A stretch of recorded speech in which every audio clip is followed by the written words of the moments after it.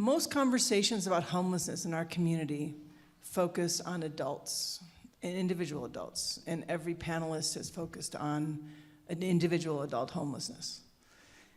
I've come to speak about family homelessness, and I wish I could say we don't talk about it because it doesn't exist in our community. But in fact, it's just relatively invisible. You might be shocked to know that last year in Boulder County, there were 1,700 school children registered as homeless during the year. So add the little ones that are not in school yet, and you're talking about thousands of children in our community that don't have a fixed residence at some point during the year. That has increased threefold since COVID. So it existed always, but it's gotten a lot worse in the last 4 years. Why is it invisible? Well, because families with kids that are homeless, you do not see on the Creek Path or on the Pearl Street Mall. They don't want to be seen as homeless. For the most part, they're doubled up, tripled up in mobile homes or in apartments. They're sleeping in RVs. They're bouncing between living with friends and family. Those relationships don't last. It's very unstable, and it has a traumatic effect on the children. They may be in short-term housing like EFAA's transitional housing or a domestic violence shelter.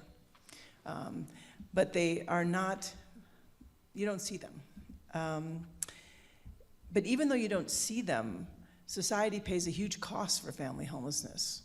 The effect on kids in terms of their learning outcomes, truancy, health outcomes, how many years they complete school, just the traumatic kind of toxic stress of the homelessness experience on children lasts their whole lives. There's a lot of studies out there. A lot of adult individual homeless came from experiences of family homelessness. We're baking in the intergenerational poverty that we see that's so hard to break.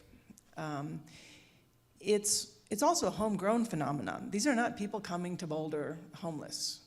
This is created by basically by our economic structure here. When we look at what causes family homelessness, 3/4 of the time, it's an economic shock to the household. That could be a medical bill, your kid breaks their arm, you can't afford rent. You lost your job, you had your rent raised, which is what's been going on most recently, and suddenly you just cannot make ends meet. This is why we see such a big impact from COVID and the inflation period after. People that were able to make ends meet no longer can.